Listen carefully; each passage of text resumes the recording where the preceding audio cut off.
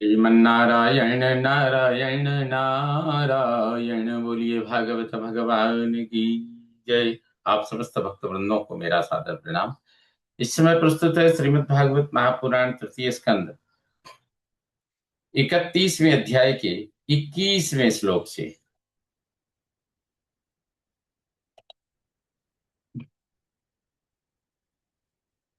तस्मादहं विगत विक्लव उद्धरिष्य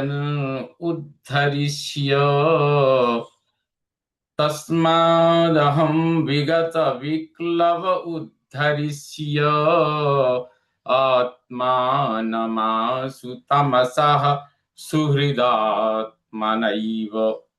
भूयो यथा व्यसनमेतदनेकरन्ध्रम् मामे भविष्यदुपसादित विष्णुपादः। तस्मात् अहम, इसलिए हे प्रभु मैं, विगत विक्लव, व्याकुलता त्याग कर, आंसू शीघ्र जल्दी, विष्णुपाद, भगवान विष्णु के चरणों का उपसादित, भगवान विष्णु के चरणों का उपसादित आश्रय लेकर सुहृदात्मना एवं अपने सुहृद, अपने आप से ही, आत्मानम अपना, तमसः उद्धरिष्ये अज्ञान से उद्धार करूंगा, यथा एतत् जिससे यह, अनेक रंध्रम अनेक दोषों वाला, व्यसनम में क्लेश, व्यसनम क्लेश में मुझे, भूयः माँ भविष्यत फिर ना होवे, भूयः फिर ना होवे।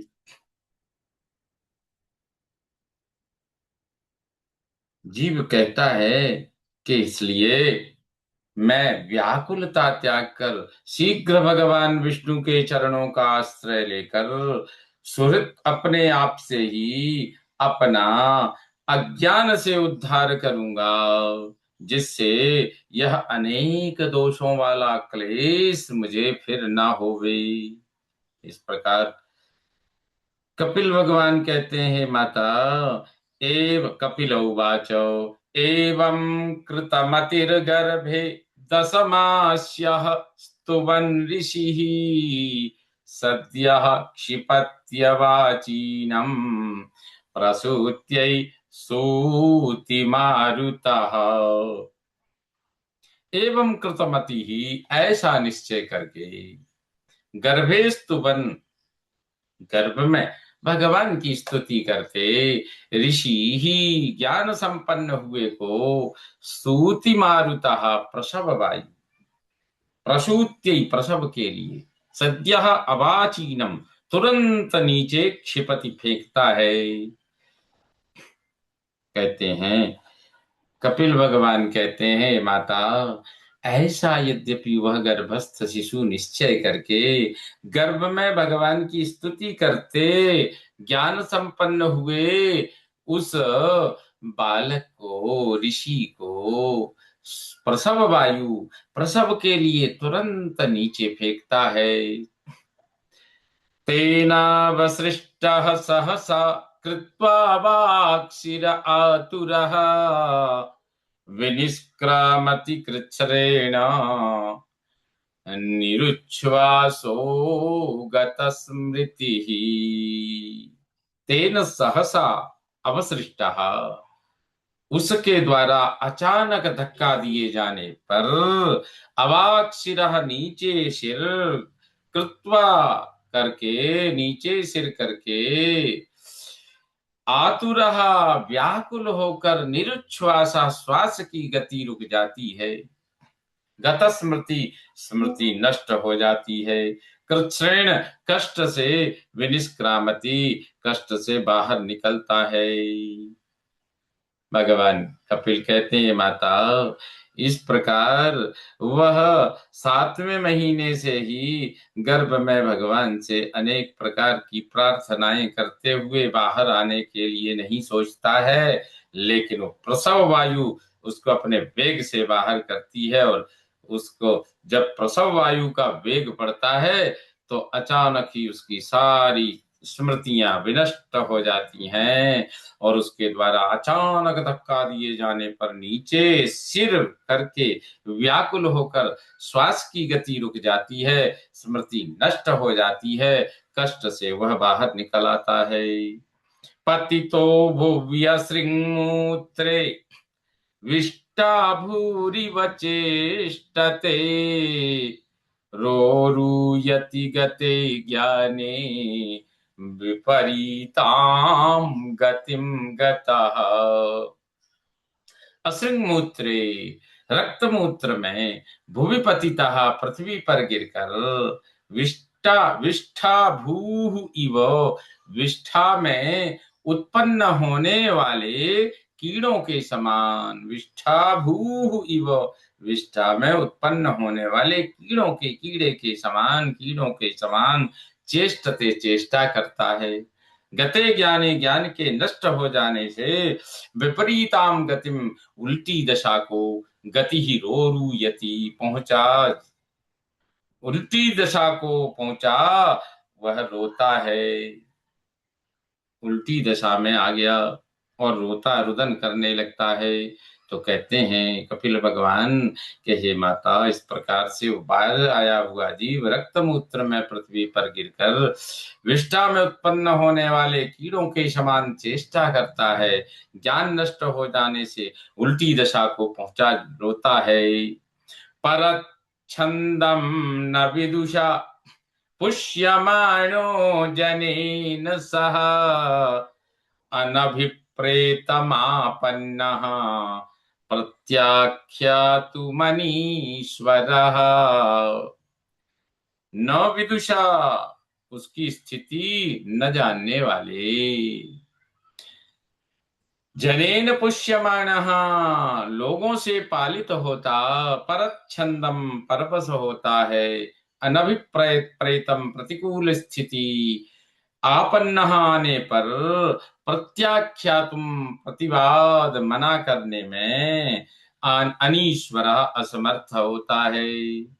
अर्थात उसकी स्थिति कोई नहीं जान पाते हैं, उसकी स्थिति न जानने वाले, लोगों से पालित होता, परवश होता है, प्रतिकूल स्थिति आने पर प्रतिवाद यानी मना करने में भी असमर्थ होता है वह जीव। सायितो शुचि पर्यंके जंतु स्वेद जदूषिते नेशः कंडूयनेंगानाम आसनोत्थान चेष्टने। स्वेदज जंतु, पसीने से उत्पन्न जीवों, जू खटमलों से दूषिते, दूषित, अशुचि पर्यंके, अपवित्र गंदे पलंग पर, साइते, सुला देने पर, अंगानाम कंडूयने, अंगों की खुजलाने में, अंगों को खुजलाने में, आसन उत्थान, बैठने उठने में, चेष्टने, कोई चेष्टा करने में न ईसा समर्थ नहीं रहता। अर्थात कहते हैं हे माता, वह जीव जन्म के उपरांत क्या स्थिति होती है? बोले वो पसीने से उत्पन्न जीवों, जूं खटमलों से दूषित, अपवित्र गंदे पलंग पर सुला देने पर, अंगों को खुजलाने में, बैठने उठने में, कोई चेष्टा करने में समर्थ नहीं रहता।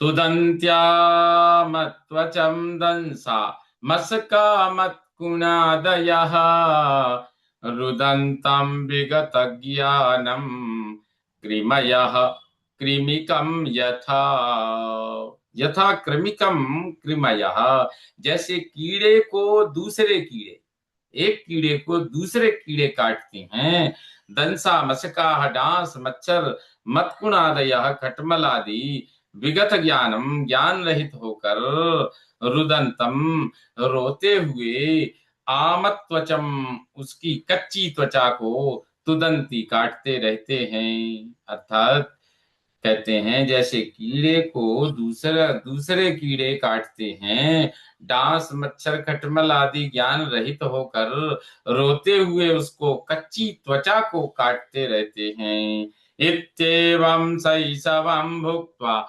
दुःखं पौगण्डमेव च अलब्धाभीप्सितो ज्ञानात् इत्थमन्युः सुचार्पितः इति। एवं इस प्रकार के शैशवम शिशु अवस्था को भुक्त्वा भोग कर पौगंडम एवच पौगंडावस्था में भी दुखम दुख पाता है।